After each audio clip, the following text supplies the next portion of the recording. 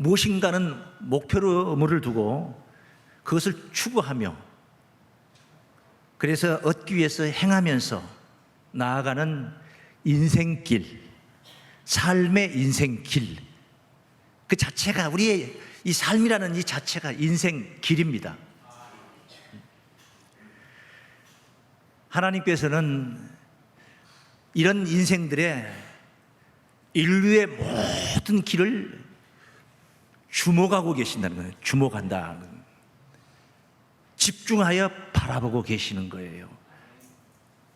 왜 그러겠습니까? 에레미야 32장 19절에 있는 말씀인데 참고를 하시죠. 주는 모리하게 크시며 행사에 능하시며 인류의 모든 길을 주목하시며 인류의 모든 길을 주목하고 계시다. 우리가 지금 무슨 소리를 하고 있고 무슨 소리를 듣고 있고 무슨 생각을 하고 있는가? 인류의 모든 길을 주목하시며 그 길과 그 행위의 열매대로 보응하시나이다. 왜 바라보고 계십니까? 행위의 열매대로 보응하시기 위해서 바라보고 계시는 것입니다. 자, 오늘은 제목을 이렇게 드렸습니다. 하늘 보좌를 향한 신앙길. 신앙길. 왜 하늘 보좌를 향해서 나아가야 됩니까? 거기에는 영원한 생명으로의 하나님이 예비하신 구원이 있기 때문인 것입니다. 그래서 모든 신자들은 그 궁극적인 목적지를 하늘 보좌에 두고 있는 것입니다. 오늘 본문에 증거되어 있죠. 거기에 이르면은 거기는 다시는 저주가 없다. 3절부터 증거된 말씀, 본문 3절부터 다시 저주가 없으며 하나님과 그 어린 양의 보좌가 그 가운데 있으리니 그의 종들이 그를 섬기며 그의 얼굴을 볼터이어 그의 이름도 저희 이마에 있으리라. 다시 밤이 없겠고 해가 지고 나면서 오는 어둠이 없다는 게 아닙니다. 창세기 8장 23절에도 증거되었는데 땅이 있을 동안에는, 땅이 존재하는 한 봄, 여름, 가을, 겨울, 낮과 밤 이것이 그치지 않으리라. 성경도 증거하고 있습니다. 다시 밤이 없다. 형통하다 그런 말이에요. 네? 형통하다. 왜? 하나님이 등불이 되어 주시기 때문에. 그게 증거됐어요. 햇빛이 있을 때 없으니 이는 주 하나님이 저희에게 비추심이라. 저희가 세세토록 왕노릇 하리로다. 하나님이 등불이 되어주시는 것. 이 다시는 저주가 없고 밤이 없는 하나님과 어린 양의 보좌가 있는 그 길을 찾아가는 게 바로 신앙길이라는 것입니다. 신앙길. 어디 해야 되겠습니까? 반듯해야 되는 것입니다. 길을 잘못 들면 안 되는 것입니다. 고등학교 다닐 때까지는 전교에서 10위권 안에 들면서 공부 잘해서 좋은 대학에 갔는데 대학에 가서 엉뚱한 친구들을 만나가지고 길이 잘못 들었어. 데모하는 거 좋습니다. 독재 정권 아래서 데모 학생들이 이룬 그 정말 공로는 어마어마합니다. 그러나 공부도 하면서 해야 돼. 꼭 해야 될 일이라면은. 그런데 아예 이건 쉬어버리고 만약에 운동권에서 그 일만 한다면 어떻게 되겠습니까? 부모가 고향에서 집에서 얼마나 걱정이 돼요. 그리고 그 사람의 앞으로의 인생길이 어떻게 하겠는가? 길이 잘못 들면 안 돼. 다시 말씀드리면 어떻게 신앙을 해야 되느냐? 신앙생활 바르게 해야 된다 그런 말씀입니다. 가장 핵심적인 거 그냥 하나만 말해라 한다면은 예수 그리스도를 쫓는 길입니다. 신앙이라는 것은 꼭 기독교인들이 예수 믿는 것만, 하나님 믿는 것만 신앙이 아니에요. 불교도 있고 유교도 있고 마호메트도 있고 여러 종교들이 있습니다.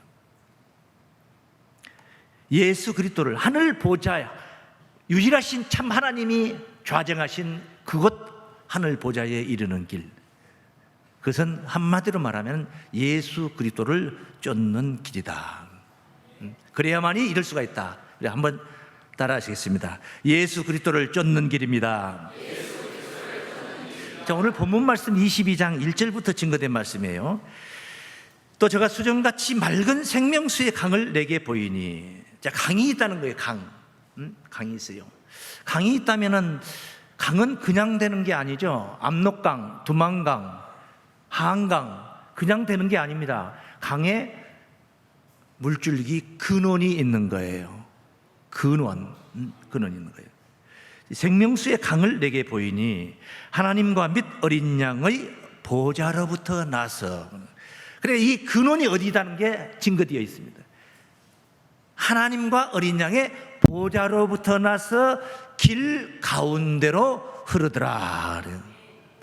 보통 강은 길 가운데로 흐르는 게 아니고 강가에 길을 새로 내게 되죠. 서울에 가보면 한강을 중심으로 올림픽 도로가 있고, 또 한강 그 반대편 도로를 무슨 도로를 하는데 강변북로라고 그러는데, 북로. 예, 그렇게 말씀을 드릴 수 있을 것 같습니다. 그런데 여기는 길 가운데로 강이 흐르더라.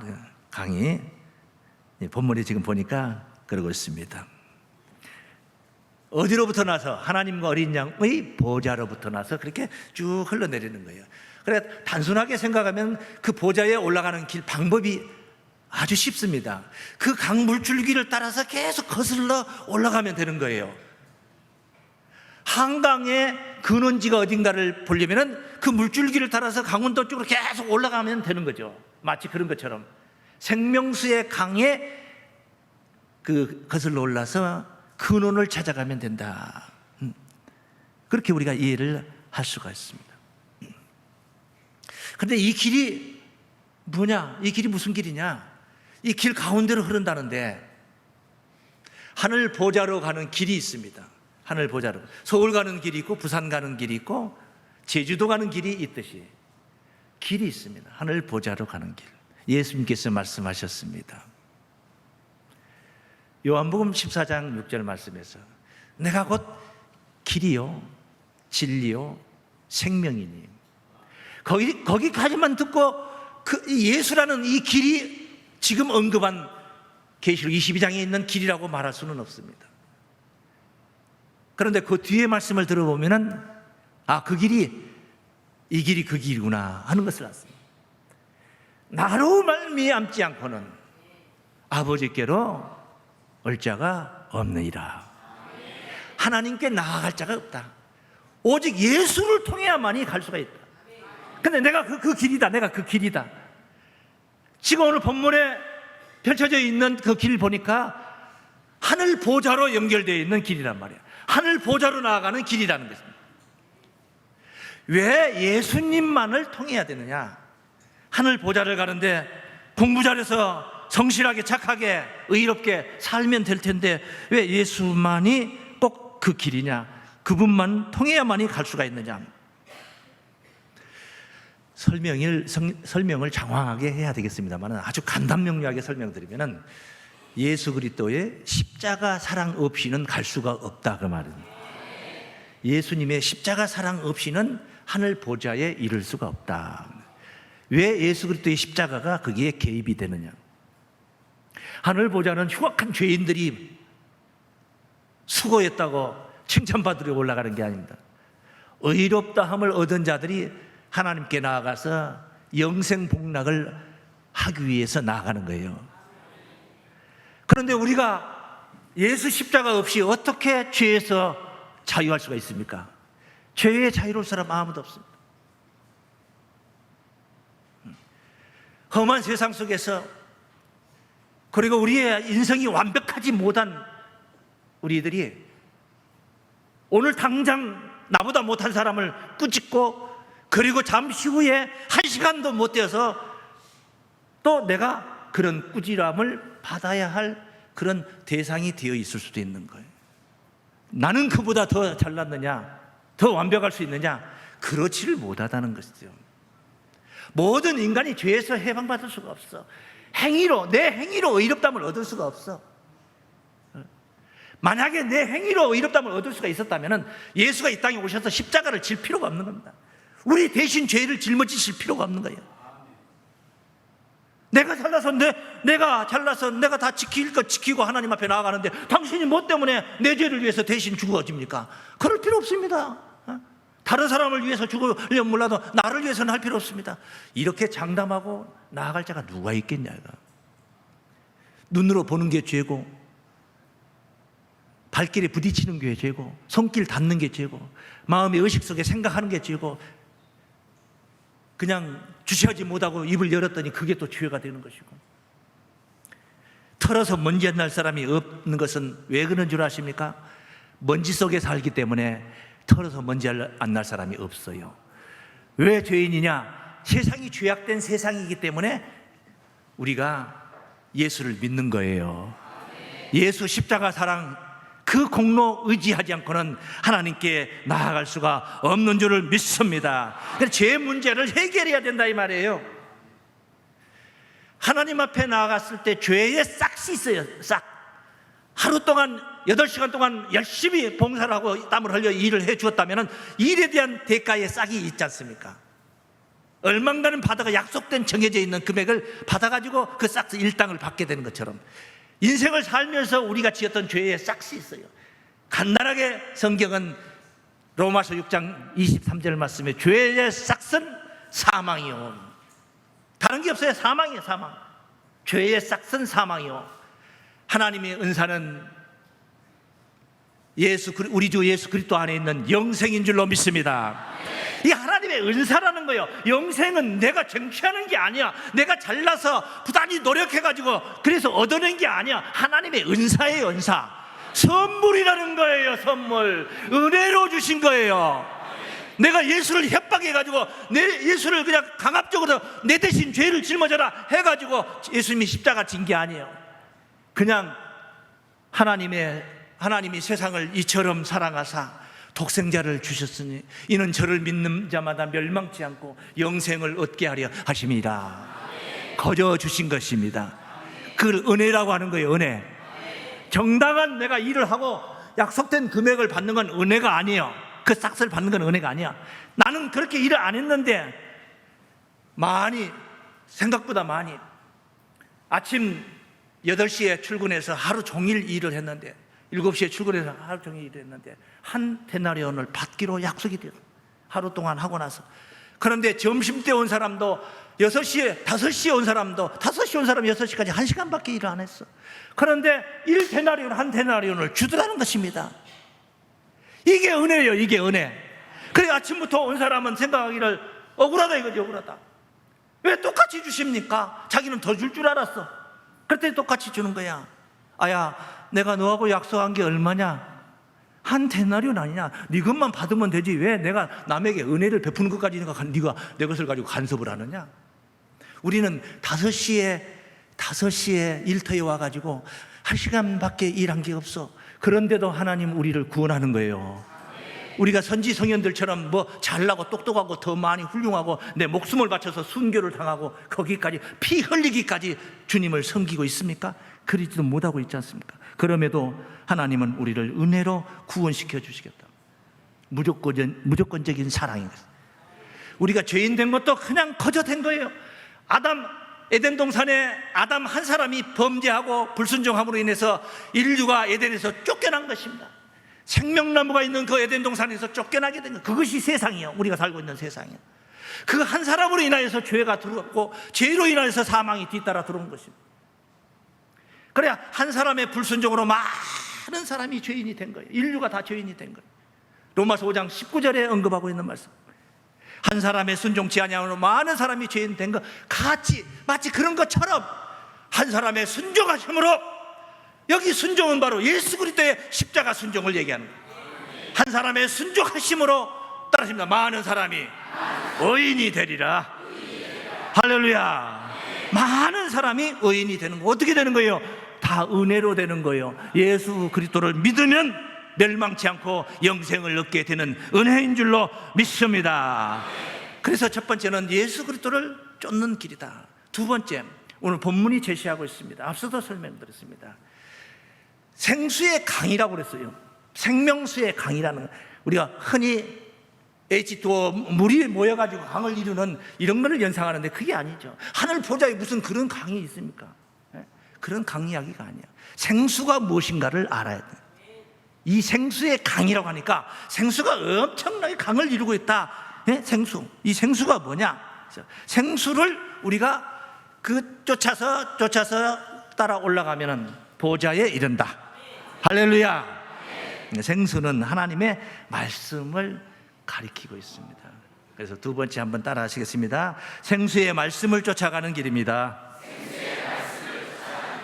앞서 말씀드렸죠. 강이 그냥 갑자기 생긴 게 아니에요. 강에 근원이 있어서 물이 모아져서 많아진 것이죠. 많아진 것이에요. 그래서 거기에 이제 생수를 만나면은 거슬러 올라가면은 생수의 근원이 되신 분을 만나게 됩니다. 에레미야 2장 13절에 있는 말씀입니다. 2장 13절 말씀에 이런 말씀입니다. 내 백성이 두 가지 약을 행하였나니. 저는 오늘 이 자리에 계신 여러분들은 두 가지 여기서 언급하고자 하는 두 가지 약이 없기를 바랍니다. 곧 무엇인가 설명합니다. 곧 생수의 근원되는 나를 버린 것과, 하나님이 하신 말씀, 생수의 근원 되신 나를 버린 것, 하나님을 버리지 말자. 그 다음에 두 번째, 스스로 웅덩이를 판 것인데 그것은 물을 저축지 못할 터진 웅덩이라. 예배를 오실 때 여러분들은 터진 웅덩이를 가지고 오시면 안 돼. 그런 마음그릇이 마치 떡시루 같은, 떡시루는 어떻게 생겼습니까? 밑에가 구멍이 뽕뽕뽕뽕 나 있습니다. 네? 그런 떡시루 같은 그런 그릇을 가지고 물을 받으러 오면 안 되는 거예요. 터진 웅덩이가 돼서는 안 된다. 갈급한 마음으로, 사모하는 마음으로 말씀을 듣는 그런 자세를 가져야 되는 거예요. 말씀을 들을 때 판단하려고 하지 마세요. 감히 어떻게 하나님 말씀을 판단합니까? 하나님을 판단할 수 있습니까? 성경에 없는 정치 이야기나 하고 있고 스포츠 얘기나 하고 있다면 판단할 수가 있습니다. 그래서 성경에 기록된 말씀은 하나님이십니다. 판단할 수가 없어요. 판단할 수가 없어요. 해서는 안 되는 거예요. 이런 하나님의 말씀 생수를 따라 나아가는, 사모하는 마음을 가져야 된다. 그러니까 보통 우리가 물 하면은 그런 컵에 담기는 물만 생각하는데 그 아닌 물이 있다는 거예요. 샘, 당연히 샘도 그런 샘이 있겠죠. 그래서 성경에 이사야 12장 3절에 이런 말씀이에요. 너희가 기쁨으로 구원의 우물에 나아가. 우물도 무슨 우물이 있다는 거예요? 구원의 우물에 나아가 물을 길리리로다. 물 길리러 가는 거예요. 영적으로 볼 때, 제가 여러분의 영의 세계, 정신 세계를 바라볼 때 여러분은 지금 오늘 물을 길르러 오신 거예요. 생수를 기르러 오신 거예요. 구원의 우물이라는 게 있어요. 그 우물 속에는 무슨 물이 있어요? 우리를 구원하는 물이 있다는 거예요. 스가랴 13장 1절 한 말씀을 하나 더 참고해 볼까요? 그날에 죄와 더러움을 씻는 샘이 이런 샘이 있습니다. 죄와 더러움을 씻는 샘이 있어요. 아니, 이런 샘이 있을 수가 있습니까? 자, 더러움이라는 것은 두 가지를 연상을 해볼 수 있어요. 우리가 먼지 속에 있다가 하루 종일 일하면서 몸이 더러워지고 손이 더러우니까 그것은 물로, 비누로 이렇게 씻으면 되는 거예요. 그래서 그런 더러움이 있어요. 그런데 내 마음속에 더러움이 있잖아요. 이런 말 하잖아요. 내 더러워서 내가 다시는 상종을 안 한다. 내 상종하는가 봐라. 왜 안 해요? 내 더러워서 못하겠다. 아, 그래요? 그리고 그분 상의를 벗겨보고 속옷을 벗겨보니까 안 더러워. 뭐가 더럽다는 거예요? 정신세계가 더럽다, 생각이 더럽다는 겁니다. 이 더러운 생각, 더러운 정신세계를 물 가지고 씻을 수 있습니까? 그 냉수가 잘 새벽에 나가서 한다고 해서 저 더러운 정신세계가 씻어지는 거냐고요. 오늘날 저 예수교단에 빠져가지고 심취하고 있는 이단자들에게 빠져있는 그 사람들 강제로 잡아다가 물속에다가 갖다 씻어버리면 다 되겠네. 그러면 다 되겠네. 안 되잖아요. 두 번째, 더러움도 그런 더러움 안 된다는 거예요. 그 다음에 특히 죄를 무슨 죄지로 물로 씻을 수 있습니까? 죄 지은 사람들 음주운전하고 만취운전하고 1,000만 원 줄 테니까, 우리 아버지가 국회의원인데 1,000만 원 줄 테니까 합의하자고 했다고 하는데, 그 죄를 갖다 물로 씻어버리면 되지. 그게 가능하다면 말이에요. 죄와 더러움을 씻는 셈이 다윗의 족속과 예루살렘 거민을 위하여 열리리라. 셈이 열린다. 셈이. 죄를 씻는 셈은 둘도 없어요. 둘도 없어요. 유일하면 유일하면.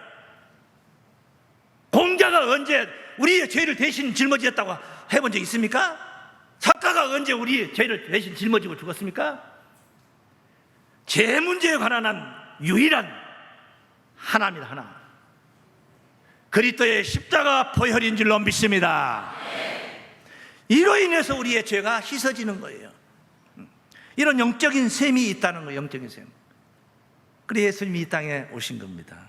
죄인으로 와서 자기도 빚쟁이 자기도 뭐 몇천억씩 빚을 져가지고 이 땅에 와서 몇백만 원씩 빚진 사람들 대신 갚아주겠다 하면 말이 됩니까? 안 되지. 그건 안 되지. 자기도 죄인이면서 주홍같이 붉은 죄를 짊어지고 있으면서 우리 같은 우리의 죄를 대신 갚아주겠다, 짊어지겠다, 그 말 안 되는 거예요. 예수님이 이 땅에 오실 때 죄가 없는 분이었어요. 의인으로 오신 거예요. 그러니까 죄인을 대신할 수가 있는 거예요.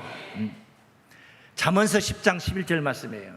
의인의 입술은, 의인의 입말이에요. 의인의 입술은 생명의 셈이라도 악인의 입은 독을 머금었느니라. 그러니까 뭐가 셈입니까? 요 입이 셈이다. 입이 셈이에요. 요 입에서 나오는 물은 육신의 물도 나와요. 성질이 급하다 보면, 말을 빨리 하다 보면 침이 막 튀기니까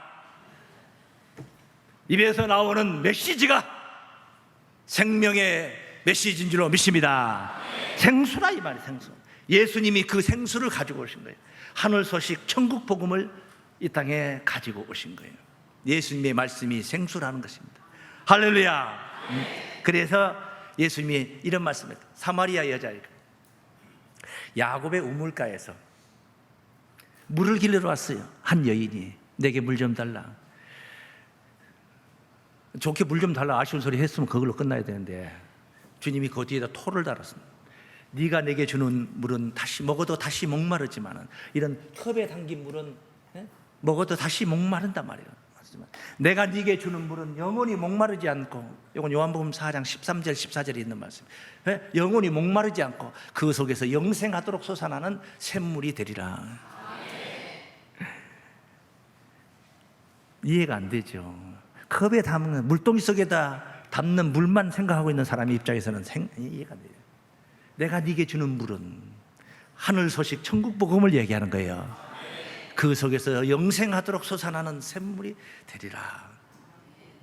예수님의 메시지를 생수로 가리키고 있는 줄로 믿습니다. 그래서 요한복음 7장 37절 38절에 명절 끝날에 누구든지 목마른 자는 내게로 와서 마시라. 아니, 목마른 자는, 그러니까 실제 갈증나는 사람들이 예수님한테 가서 물 달라 얻을 수 없는 거예요. 그런 물 주겠다는 게 아니야. 목마른 사람 내게로 와서 마시라. 나를 믿는 자는 성경의 이름과 같이 그 배에서 생수의 강이 흐르리라.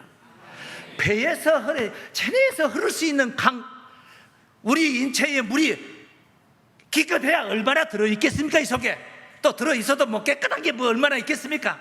피, 혈, 그리고 소변, 뭐 여러 가지 있겠죠. 생수의 강을 이룬다. 육신의 물이 아니라는 것을 우리가 확인할 수가 있는 줄로 믿습니다. 생수, 하나님의 말씀을 가리켰다. 여러분, 하나님의 말씀만 따라하면은 하늘 보좌에 이릅니다. 말씀을 쫓아가야 할 이유인 줄로 믿습니다. 제가 말씀을 증거해야 할 이유도 그거입니다. 마지막으로 세 번째, 생명나무에 나아가는 길이다. 이건 엄청난 이야기입니다. 엄청난, 생명나무에 나간다. 나무가, 그런 나무가 있습니다. 한번 따라하시죠. 낙원에 이르는 생명나무의 길입니다. 오늘 본문 말씀에 있어요. 22장 2절부터 길 가운데로 강이 흐르는데 강 좌우에 생명나무가 있어. 강 좌우에 생명나무가 있어. 12가지 실과를 맺히되 달마다 맺힌다는, 달마다. 세상에 그런 나무가 이 세상에 어디 있습니까? 그리고 그 잎사귀들은 만국을 소송하기 위하여 있더라. 세상에 잎사귀만 가지고도 만국이 소송한다 이 말은 온 인류가 다 깨어난다, 정신 바짝 차리고 다 깨어난다 이 말이에요. 소송한다 그 말이에요. 그러니 잎사귀만 가져도 그러니 열매는 어쩌겠냐? 무슨 나무라고 그래요? 생명나무. 왜 생명나무예요? 생명을 주는 열매를 맺히니까 생명나무라. 이 생명나무는 금시초문이 아니고 창세기 2장 9절에 에덴 동산 중앙에 있었던 나무, 선악을 알게 하는 나무와 함께 있었던 나무. 그래 하나님께서 그것을 규제하지 않았는데 먹지 말라는 선악을 알게 하는 나무 과일을 아담이 따먹고 범죄함으로 에덴에서 쫓겨나게 돼. 그 쫓겨날 때 하셨던 말씀이 있어요. 창세기 3장 22절 부분.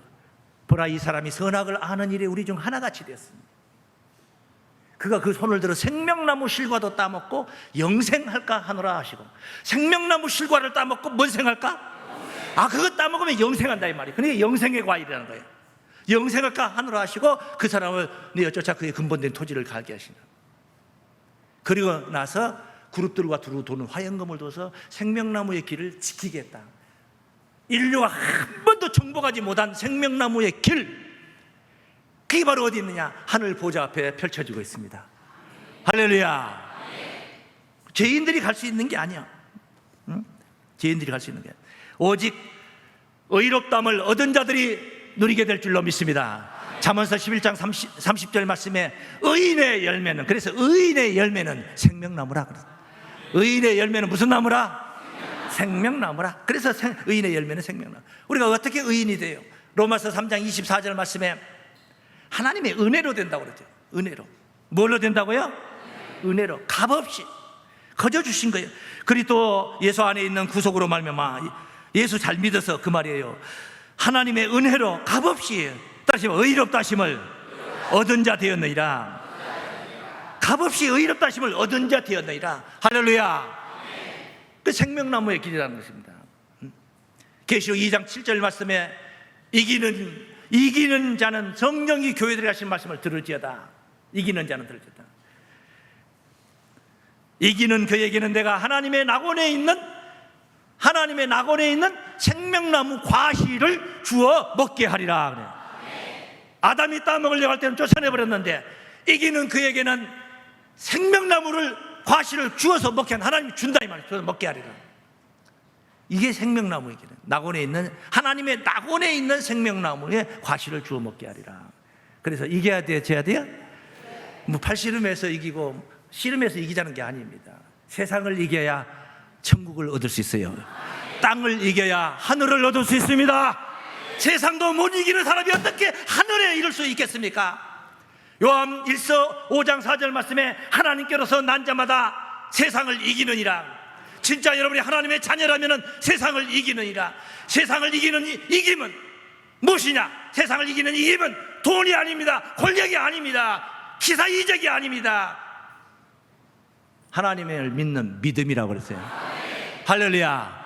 믿음으로 세상을 이기시고 생명나무에 나아가는 하늘 보좌를 향한 여러분의 신앙길이 성공적이시기를 주의 이름으로 축원합니다.